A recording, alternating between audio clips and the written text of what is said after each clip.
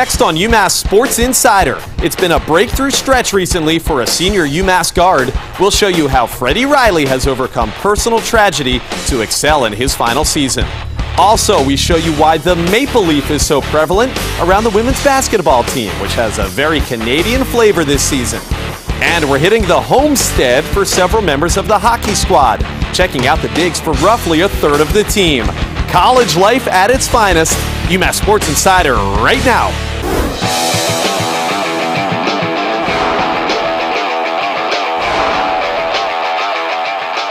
Now, the UMass Sports Insider.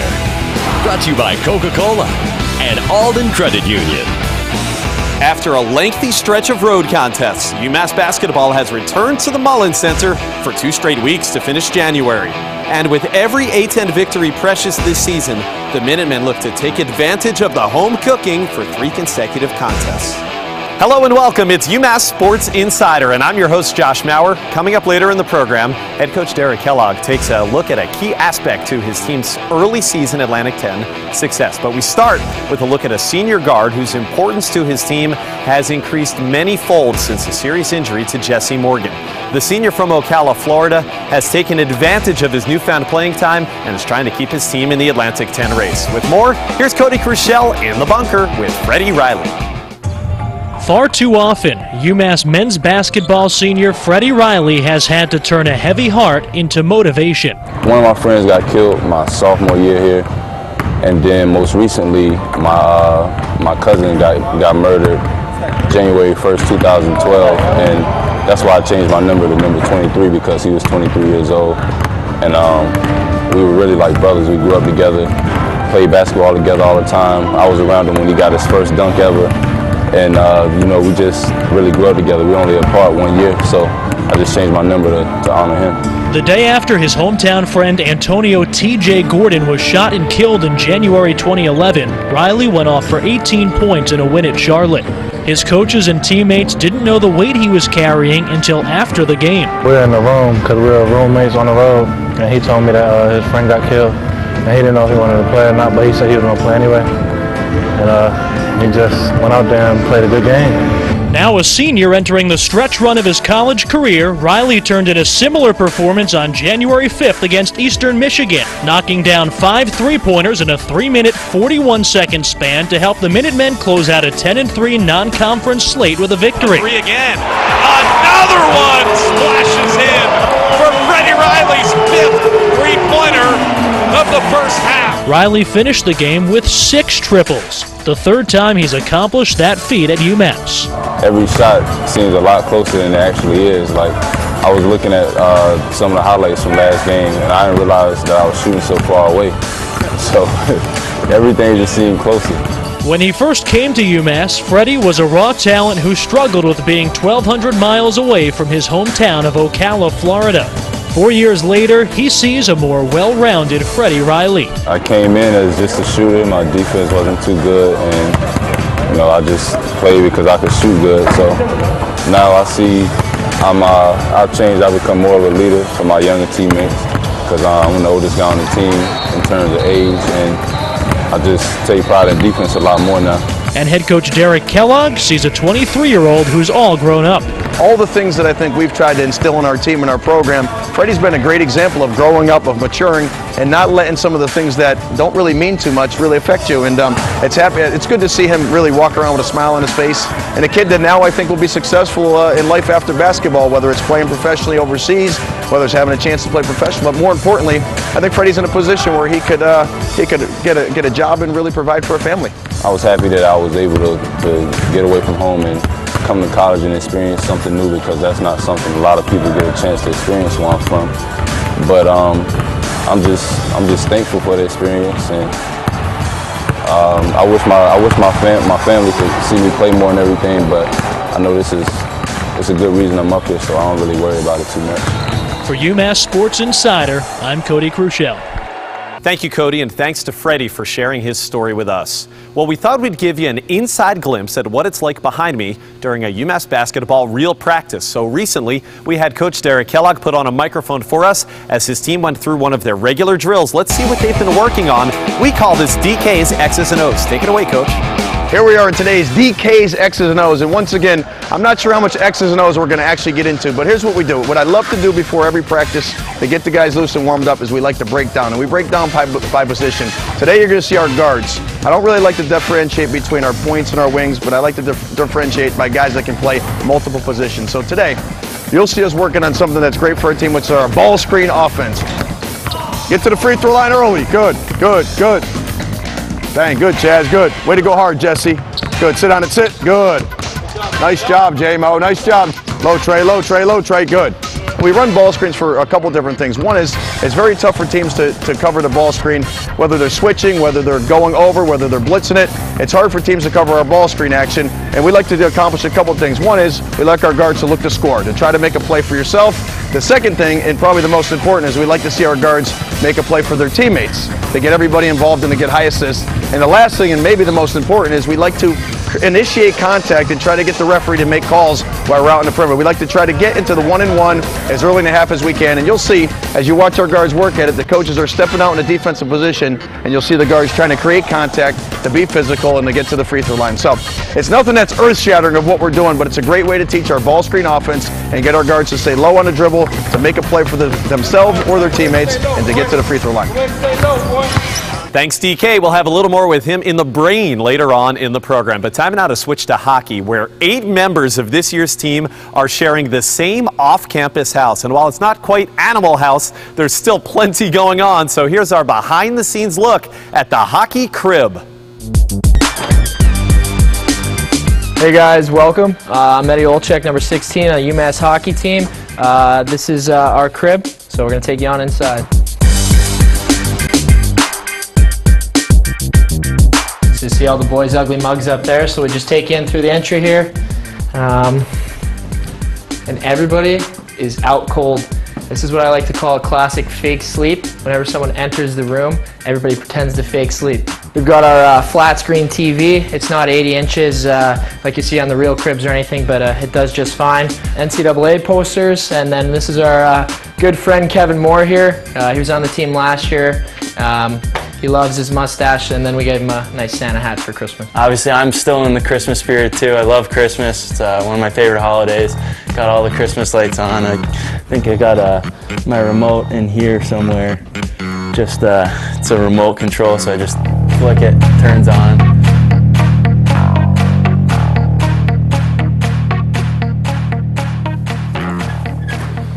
I'm Connor Allen. I'm number 4 from Chicago. Come check out my room. Where to start? Over here in this corner, I have my reading chair. I do a lot of reading there. This is my UMass corner. I got Dr. J on the wall. He's a really cool guy. Hope he's watching. This is my bed. I got my Chicago corner. That's where I'm from. This is a Chicago flag. I got MJ on the wall. As you can see, I'm obsessed with my number 5. Got that posted up on the wall. All right, there, and then my nickname, Razor 5 guy. So come on in, show you my room. You know, I got pretty lucky. Was here this summer, so I got one of the bigger rooms in the house. I logged many hours in here, just snoozing away. You know, like one of my favorite hobbies to do here at school, besides hockey and of course school coach. And over here we got Greta. It's probably our pride and joy of our living room, and we try and worship him, play like him. Over here I got all the pictures of my family, and we'll go ahead and get some brownie points here. This is my beautiful girlfriend, Brianna. She's a good girl. She puts up with a lot of crap, with the commitment. I just bought this rug yesterday. Especially for this episode, actually, I wanted to make my room look a little nicer. I'm a big Lil Wayne fan. I know all his music. Big candle guy, I like to smell, so that's huge. So you've seen our house. Now it's time to show you our rides. We're all sporting scooters around campus, so if you see us, give us a wave, give us a honk, we'll give you one back. You guys don't gotta go home, but you guys can't stay here.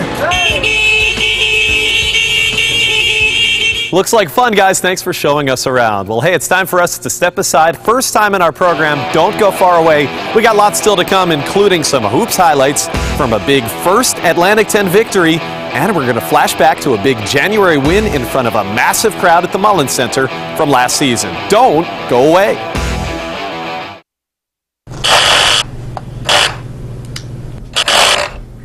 Tired of the way big banks operate? At Alden Credit Union, we don't play games with your money.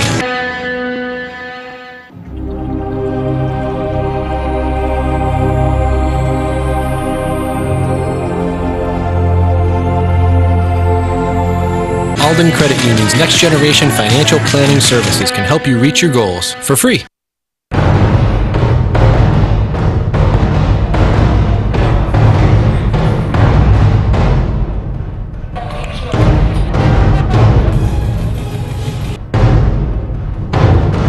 UMass! Go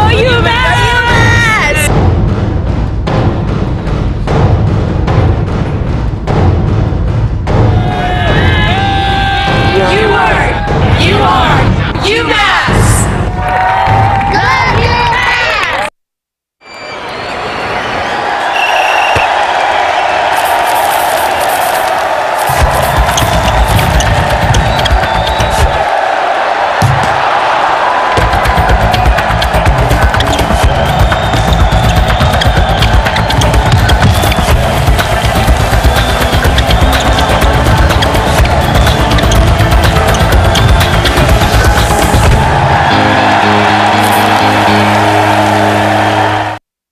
Hi, I'm Steve DeMarco. Wherever your destination, Premier is your solution. Our reputation as an industry leader is built on service, safety, and the guaranteed best price. At Premier, safety stands above all else. Our fleet is serviced on-site by our certified technicians. Premier will customize your travel needs all within your budget, and we can even accommodate your travel requirements worldwide. With Premier Bus Lines, you'll be in good hands when safely aboard one of our comfortable brand new 2012 high-capacity buses. Premier, an extraordinary experience, guaranteed. Book your wedding with award-winning UMass Catering. We can host, design, and plan your big event from full breakfasts, lunches, to elegant wedding receptions and dinners. UMass Catering can host events in one of our ballrooms that overlook campus, tented outdoors, or our own Renaissance house. The possibilities are endless. Let the culinary team at UMass Catering bring creative menus and exceptional service to your wedding day. Special rates for members of the UMass family and alumni. You're watching the UMass Sports Insider. Welcome back. It was almost exactly at this time last year when the Minutemen had a breakthrough win over a St. Louis team coached by the late Rick Majerus that would ultimately win an NCAA tournament game. UMass built a 19-point lead at halftime and coasted to the win in front of the largest crowd for a hoops game at UMass in 5 seasons. Let's go back to that afternoon, January 28th, 2012. Here's Putney for 3. Hot hand! Smoking hot hand! And you know what? I'm going to give Chaz Williams credit for that. Picks it up. Alley-oop for Putney! In the first half, they had 26. Sean Carter! And that may have done it right there. 69-59.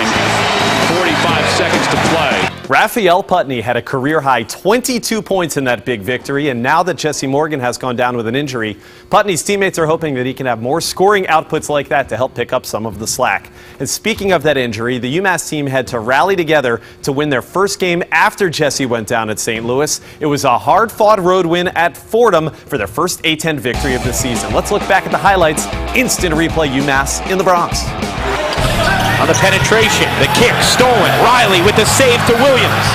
Right back to Riley, and Riley lays it in. The cold shooting continues. He was so low to the floor, you knew he was getting that one. And a nice find to Vincent. Layup is good, plus the foul. Tell you what, if I'm playing with Chaz Williams, I am running offensively. A 6-0 run by the Rams. Davis, the floater, is off offensive board. Another try is good. The dribble. Davis, that's a 2. No good. Poked around. The follow is good from Caddy Lalaine. Williams looking for help. Riley, a three. Got it! Big time operation just there by Chaz Williams directing the traffic. One of the players you saw make a big impact in that victory was freshman point guard Trey Davis. He's one of the guys that Coach Kellogg is hoping will help pick up some of the missing output from Jesse Morgan, and he certainly did in that first road win at Fordham. So let's go to DK now in his film room to see just exactly how Trey did it. It's time for Coke Chalk Talk. Here we are once again with my good friend, the Breen. And I'm happy to announce in today's segment, we're going to talk about Trey Davis in the absence of Jesse Morgan.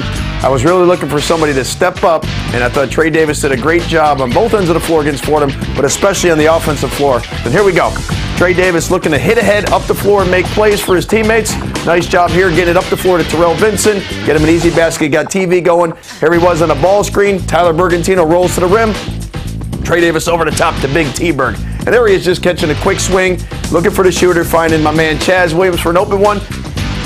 Here he is on a nice drive, boom, finishing with a nice up and under move to the rim. He's doing a good job of not only distributing the ball, but also getting in and getting some extra baskets. And really, his first minutes of significant playing time of the season. Has a nice job of not trying to get all the way to the rim, but does a nice job with his little floater, what we call a teardrop right here. Trey Davis on a nice teardrop. But what I was impressed with was not only his scoring, but his ability to get the ball to the right player. Freddie Riley for three.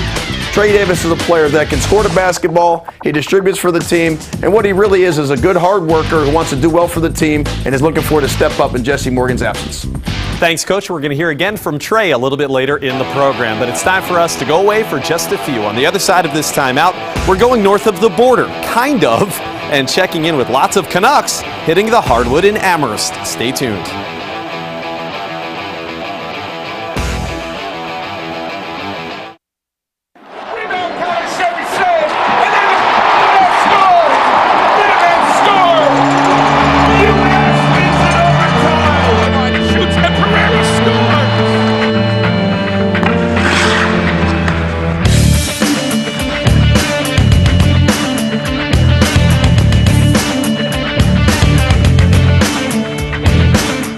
UMass hockey takes on national powerhouse Boston University at the Mullins Center. The UMass Hotel and Conference Center was voted the best hotel in Amherst. Situated on the beautiful University of Massachusetts campus, the UMass Hotel and Conference Center is where you stay to be in the heart of it all. With 116 contemporary guest rooms, free wireless internet, room service, 36 meeting rooms, free parking, and in walking distance to downtown Amherst, the UMass Hotel and Conference Center has it all. 6.9 is a breakthrough. 6.9 is a physics lesson. 6.9 is the outer limits. 6.9 is an explosion. Uh-oh, he just got faster. 6.9 is ounces, and that makes this the lightest ever. The UMass license plate says it all. You don't have to be a sports star. Any UMass fan can be a star with a UMass license plate.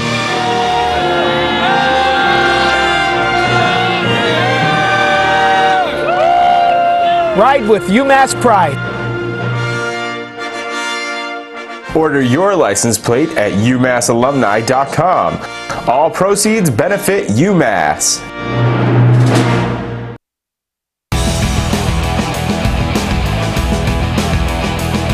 Carmelo Traverso. I played shooting guard at the University of Massachusetts from 1993 to 1997.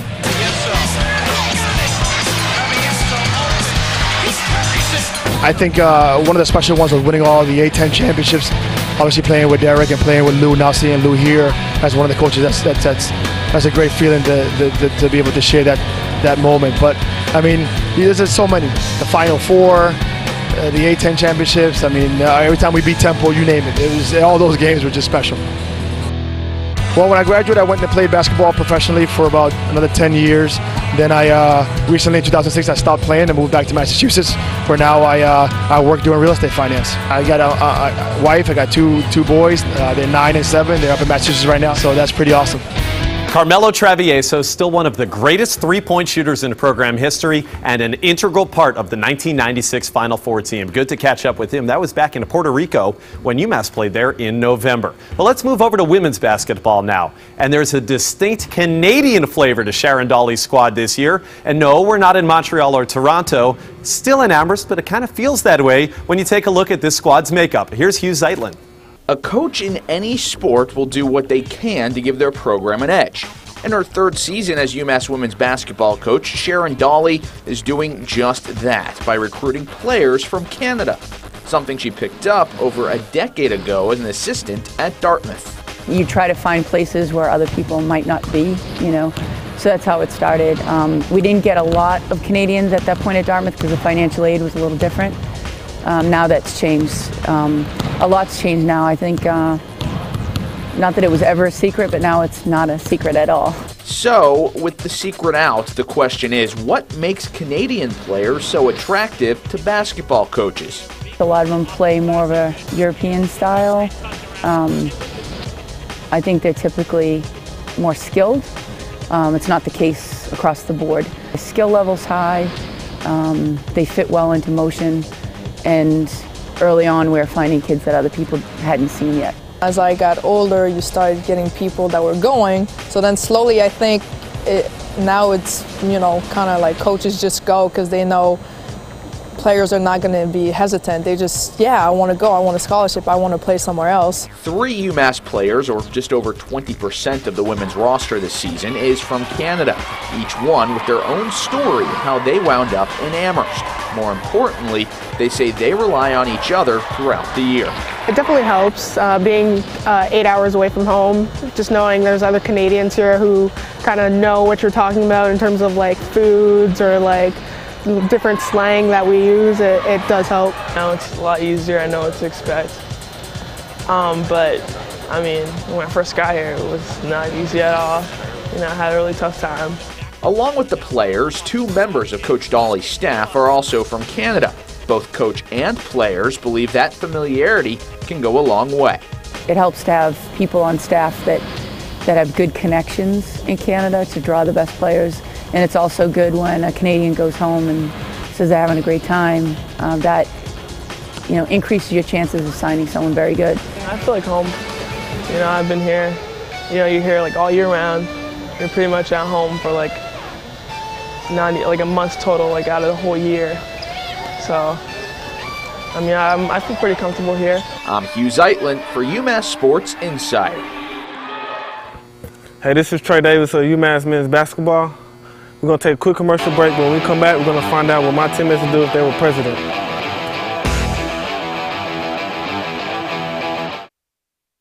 Remember when you got your car? We were able to get you the best loan. And when you bought your house, you knew you could count on us for an affordable mortgage. But you probably associate credit cards with big banks, whose rates just end up getting you deeper in debt. Not anymore. As a nonprofit, we can offer you a credit card at a much lower rate than the big banks. Introducing the Alden Credit Card. Come on in and talk with us. At Alden Credit Union, we take your whole life into account. Hi, I'm Steve DeMarco. Wherever your destination, Premier is your solution. Our reputation as an industry leader is built on service, safety, and the guaranteed best price. At Premier, safety stands above all else. Our fleet is serviced on-site by our certified technicians. Premier will customize your travel needs all within your budget, and we can even accommodate your travel requirements worldwide. Premier Corporate has your business needs covered. Rest assured, your team and clients will arrive safely, comfortably, and always on time. Premier, an extraordinary experience, guaranteed. Book your wedding with award-winning UMass Catering. We can host, design, and plan your big event from full breakfasts, lunches, to elegant wedding receptions and dinners. UMass Catering can host events in one of our ballrooms that overlook campus, tented outdoors, or our own Renaissance house. The possibilities are endless. Let the culinary team at UMass Catering bring creative menus and exceptional service to your wedding day. Special rates for members of the UMass family and alumni. You're watching the UMass Sports Insider. Welcome back to the end of our UMass Sports Insider Show, and it's time for our Alden Credit Union lighter side. Hey, in honor of President Obama's second inauguration, we got to wondering if any UMass athletes have political aspirations, so we asked some of them, if you were elected president, what's the first thing you would do? Let's check out the answers. I think pretty obviously for hockey players, just end all sports lockouts. That would be, I don't know if it's really in the president's control, but I'd definitely looking to try to end all sports lockouts. Change the world. I would change the world by making sure every person would have a week to live poor, and then the next week they live rich, and the next week they live middle class. That way everybody is more equality. If I was elected president of the U.S., I would give the UMass women's basketball team a longer break. Christmas break, summer break, everything. I get unlimited crawfish ordered to the White House. Unlimited crawfish, it's my favorite food. Yep. Bring all my family, eat crawfish. I would make everything free. One, that would end poverty, and two, I could have any car I wanted, any clothes, anything that I wanted, because everything would be free. First, I'd like to visit a bunch of countries. I'd like to go to England. Definitely like to go to Asia. No matter what sport, in honor of the NHL lockout ending, you want to end lockouts forever? Yeah, I think it's something big. You know, a lot of people had a tough time with the NHL being locked off for so long, and I think it would just make people a lot happier, so why not just go for that? How does it work? First you're poor, then you're rich? You'll live a week poor, and then the next, it just rotate every week. It just rotate every week. Everybody had a chance to be whatever, you know what I mean? How does the political system work back in Australia? Well, we didn't have a prime minister. We have, a president. We have a prime minister. I don't know what I'll change, to be honest. More crawfish? Yeah, more crawfish in the wintertime, you know. And bring it up to the north, you know, they ain't got a lot of crawfish up here. I don't know if economists would say that that's actually going to work, though. What would you say to them? I would just say I'm president, so deal with it. And hopefully they won't impeach me too soon, but yeah, everything would be free. I'd be rolling in a Bentley. They're all going to give you gifts, right? Like you get to these other countries, they present you with all these gifts as soon as you arrive, right? Yeah, I'd definitely like to see what kind of gifts they would give me. Especially, I'll be a young president. 21-year-old president, that would be something crazy. So I don't know if that fixes the economy or fiscal cliff or anything like that. Those aren't really things I could probably fix right off the bat. So just for being a hockey player and stuff, it's kind of something I just wanted to do. How are you going to put that into effect? How will I put that into effect? I mean, I'm the president. I can do whatever I want, right? I guess you can. You're right. And it's under the Commonwealth, so the Queen governs everything basically. So it's a little different from the U.S. It's kind of cool. We need crawfish and sweet tea. Yeah, crawfish and sweet tea, man. I love it a lot more out here. You know? I might vote for this platform. Yeah, I should be president. A lot of people would be happy. I'll tell you what, your approval ratings might go through the roof right away if you did that. Yeah, initially, and then probably drop right after that. So, but it'd be a good start, I think. So what if you were elected Prime Minister of Australia? Oh. What's the first thing you would do? Jeez. We need more koalas. Koalas and kangaroos. Maybe bring some over here. Thanks for sharing, everybody. I wonder if we have any future presidents in that lot. Well, that's it for UMass Sports Insider this week. Thanks so much for joining us. Our next new edition of the program will debut on February 1st and 2nd, when, believe it or not, we'll start taking a look at some of our spring sports. Until then, we say so long and thanks for watching.